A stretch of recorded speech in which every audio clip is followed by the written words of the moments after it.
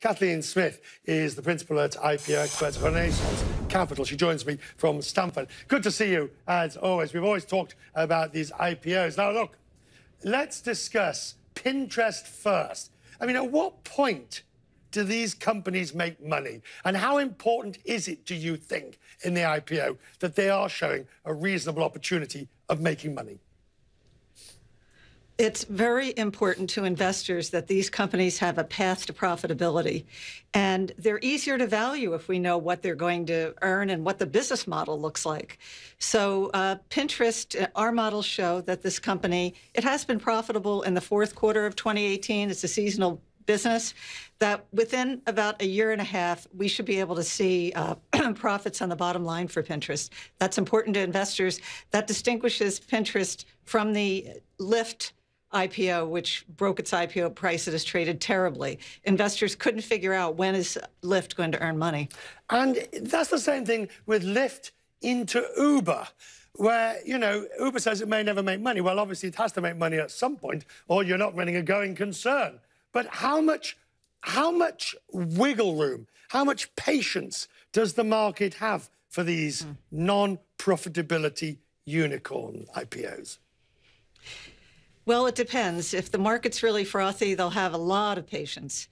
But in this current market, investors are still somewhat valuation sensitive. It hasn't been that long since the end of 2018 when markets were pretty weak.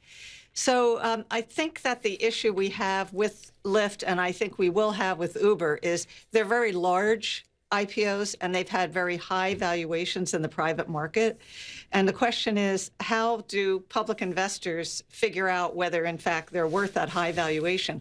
And it's an interesting thing because Pinterest is coming to market below its 2017 private round, whereas Lyft had quite a premium above its last private round. And even though these companies are ultimately compared with trading comps, it still tells you that they push the envelope on the Lyft IPO.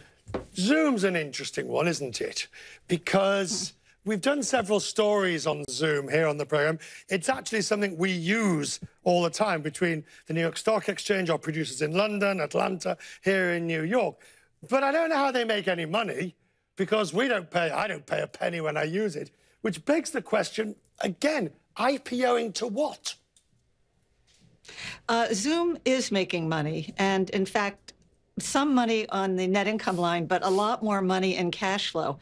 It's because they sell enterprise subscriptions where they get paid up front for providing Zoom. Right. It's likely that your company is paying for Zoom. So they do have a profitable business model. The interesting thing about Zoom is that, you know, its last round of financing in 2017 valued it at $1 billion. Right. This IPO is going to value Zoom at $10 billion. So Zoom has really been under the radar for a lot of people. Look at the big unicorns and their size and how they've been valued privately. Zoom didn't have such a big private valuation, so it's come in under the radar. And that is why I think now we're seeing so much that it probably will trade well. It's not one of these retail concepts that people aren't necessarily, they're jumping in because they know the name that's not related to valuation. Whenever there's IPOs to be talked about, we turn to you, and we're grateful that you give us the time. Thank you very much indeed for joining us at Renaissance. Thank you.